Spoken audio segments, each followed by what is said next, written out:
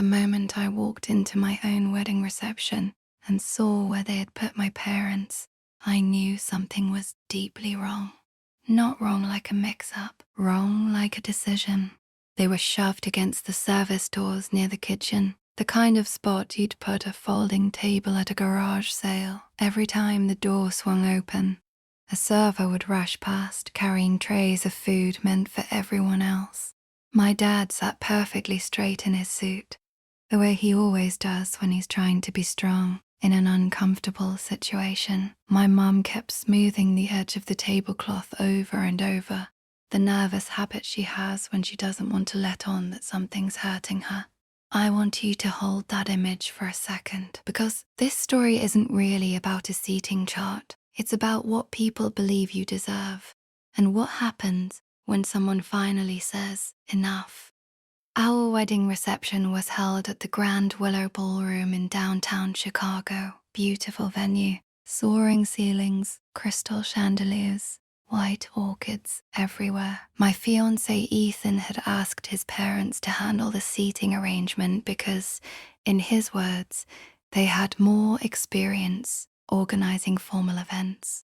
His family ran in certain circles: investors, executives, a state senator, big names. I didn't fight it. I trusted it would be handled with care. That was the first mistake I made that day. After the ceremony, guests were already seated when I entered the reception hall.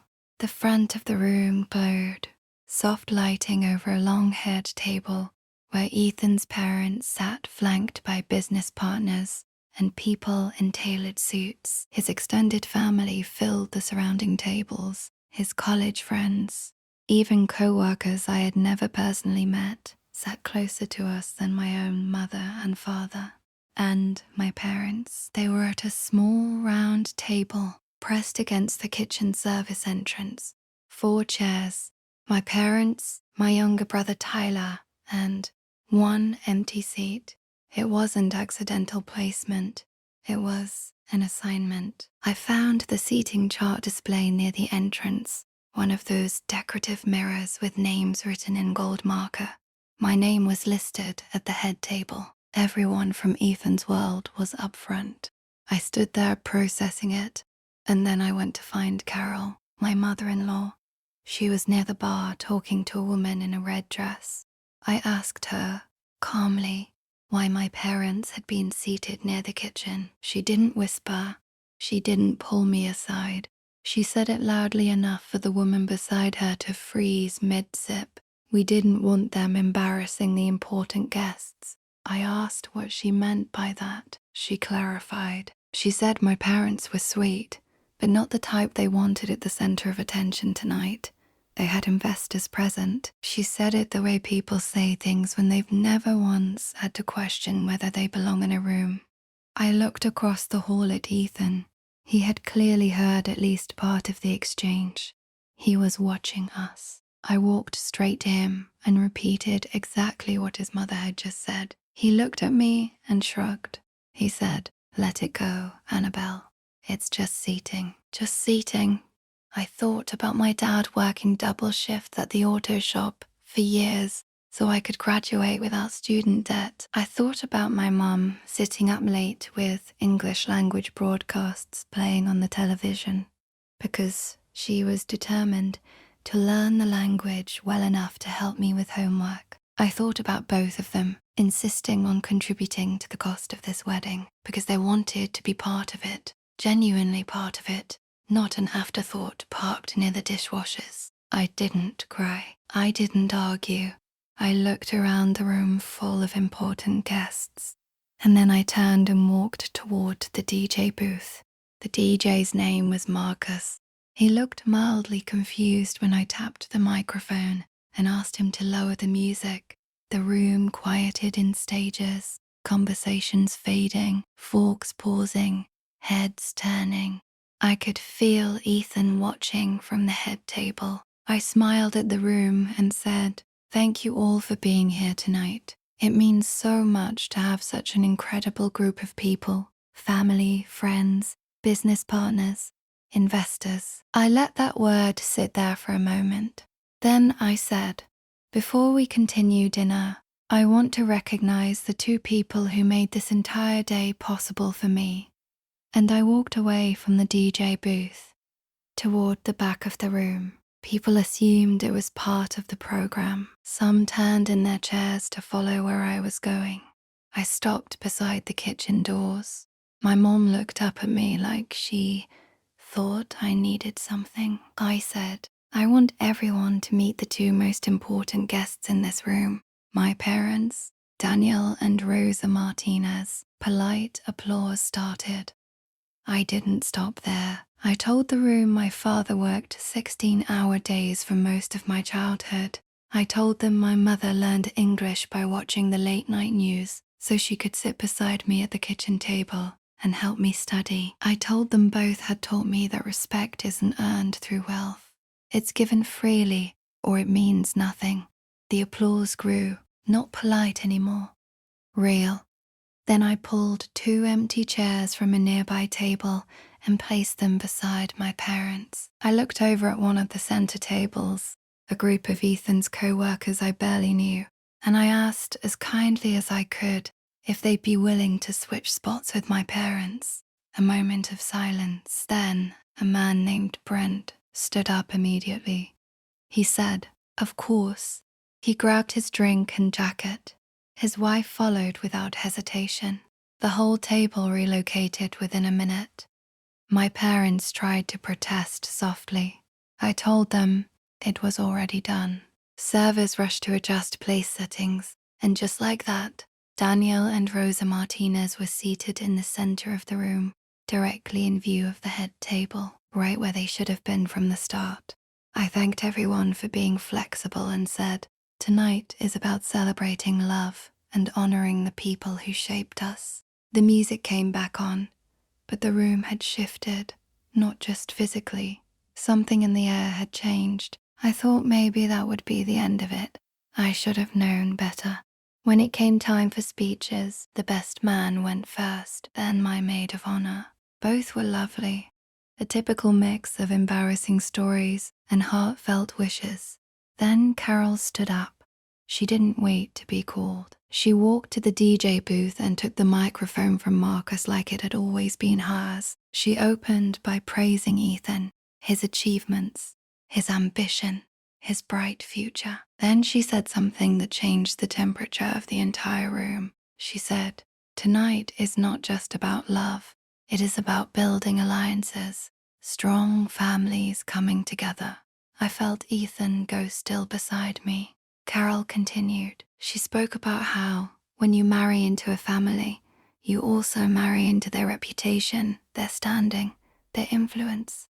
A few investors nodded. Then she laughed lightly and said, "Sometimes that adjustment can be educational." Scattered chuckles from the people who were performing politeness.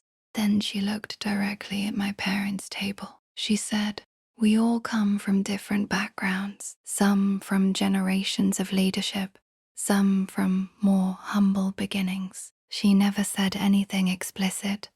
She didn't have to. The whole room understood. My mother stopped smiling. My father folded his hands quietly on the table. I waited for Ethan to stand up, to say something, to do anything. He didn't move.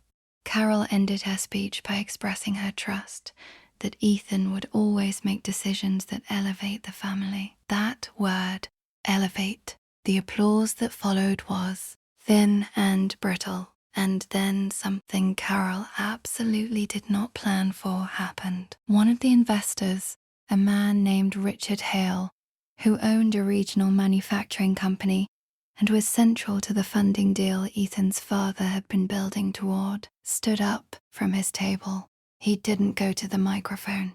He just spoke, loud and clear. He said, "I actually prefer humble beginnings. They tend to produce people who understand real value." The room went silent.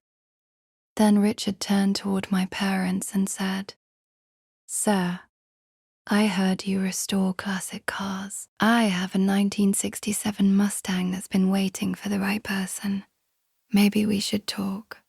My father nodded once, Carol's expression changed in a way I won't forget.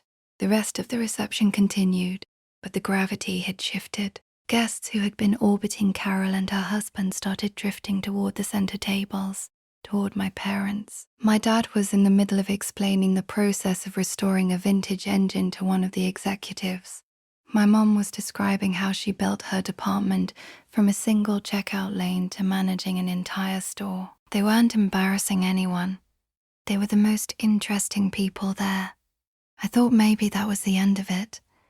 Back at the hotel suite that night, Ethan closed the door and said the words he'd been holding in for hours. He said I had embarrassed his mother. I told him she had embarrassed herself. He said I should have stayed out of it.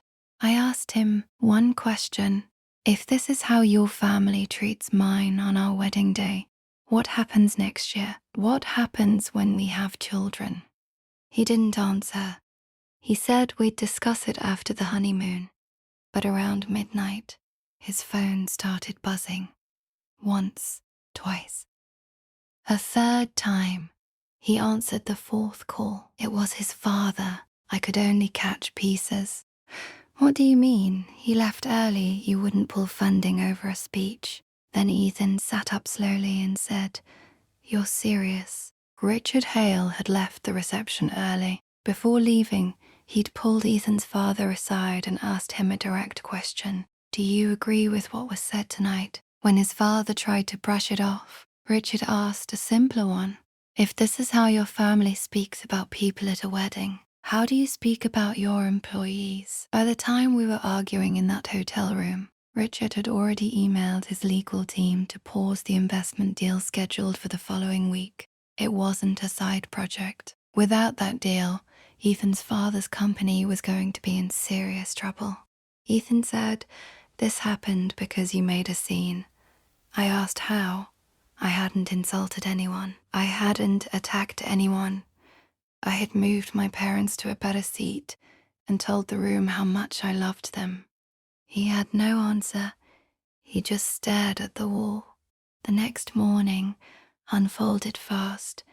I went downstairs to have breakfast with my parents. My mom was trying to act like it was a regular Sunday, but I could tell from her expression she had already seen something. One of Ethan's co-workers, Brent, the man who had willingly switched tables the night before, had recorded Carol's speech. Not the whole thing, just the section about reputation and humble beginnings. He posted it with a caption that said, This was said at my friend's wedding last night. It had already been shared hundreds of times before most people finished their morning coffee. By 9 in the morning, someone had tagged Ethan's father's company in the comments. By 10, former employees were surfacing with their own stories about how management treated staff differently based on backgrounds and last names. By noon, a local business blog had picked it up, and the story was accelerating. Carol called me around lunchtime. She didn't apologize. She asked whether I had encouraged someone to record her. I said no.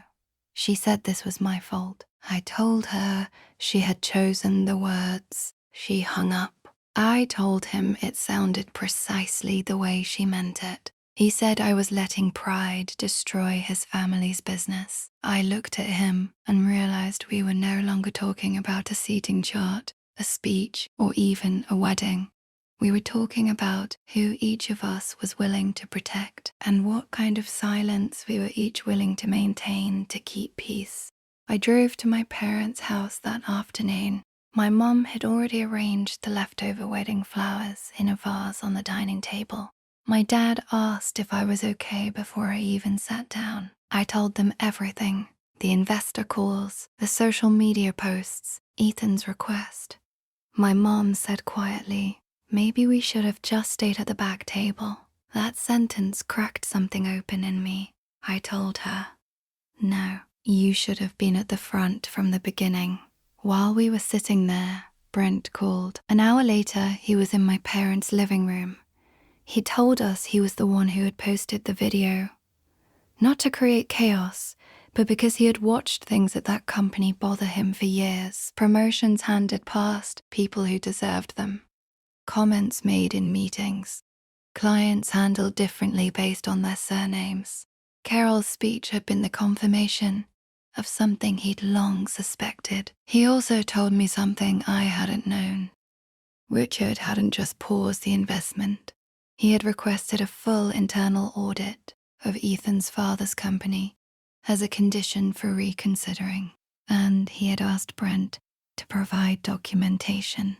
Brent looked at me and said, "What happened at your wedding gave people the courage to speak. I hadn't planned any of it. I'd only moved a table." That night, I went back to the hotel and told Ethan I wouldn't make a public statement defending his mother, but I would make one of my own. He said if I did that, there was no coming back from it. I told him I understood. He asked if I was really willing to risk our marriage over this. I said the marriage was already at risk the moment he shrugged. He didn't stop me when I opened my laptop. I didn't write in anger. I wrote 3 careful paragraphs. I said that at my wedding, my parents had been intentionally placed away from the main floor. I said a speech had been made about reputation and humble beginnings. I said I believe respect is not conditional on income, education, or connections. And I said I would never apologize for defending my family. I didn't name Carol. I didn't name the company. I just told the truth in plain language and posted it. By morning, it was everywhere. People connected the dots without any help from me. My post ran alongside the video clip. Former employees added their own stories. A supplier recounted experiencing similar attitudes during contract negotiations. Then Richard Hale released a public statement. He said his company would not move forward with any partnership that failed to reflect the values of equal respect and human dignity. He called recent public events a catalyst for reviewing the deal structure. Within 48 hours, 2 more investors withdrew. Ethan's father's board announced an independent investigation into leadership conduct. Carol's charity board asked her to step down temporarily pending the outcome of the review. The world they had built on image and social hierarchy didn't crumble slowly. It cracked fast. Ethan barely spoke to me during those final days. He stayed on calls with his father, pacing the room. On the 3rd day, he finally said it plainly. "You could have handled this quietly." I asked how. By pretending none of it had happened. By teaching children someday that you accept being treated as less, as long as the person doing it is wealthy enough. He was quiet for a long moment. Then he said, "I just wanted peace." I told him, peace built on someone else's silence isn't peace. It's just quiet suffering with better lighting. That afternoon, I packed my bag. He asked if I was leaving for a few days. I told him I honestly didn't know yet. What I did know was this. The seating chart had never been about chairs. It was about who people believe deserves to be seen, and what a person is willing to do or not do when the answer turns out to be wrong. My parents never asked for any of this. They would have quietly forgiven everything, the way they always have. But the next morning, when I went to their house, my dad showed me something on his phone. An email from Richard Hale. Subject line, Mustang Restoration. Richard wanted to bring the car by next week. My dad set the phone down on the table and looked at me. He said, "Sometimes the back table has the best view." Ethan's family lost their biggest deal. Carol lost the public image she had spent decades constructing. And I lost a marriage, but only the version of it that required me to stay quiet to make it work. I didn't ruin their world. I moved a table. Everything that collapsed afterward was already built on a cracked foundation. It just needed someone to stop pretending the floor was solid.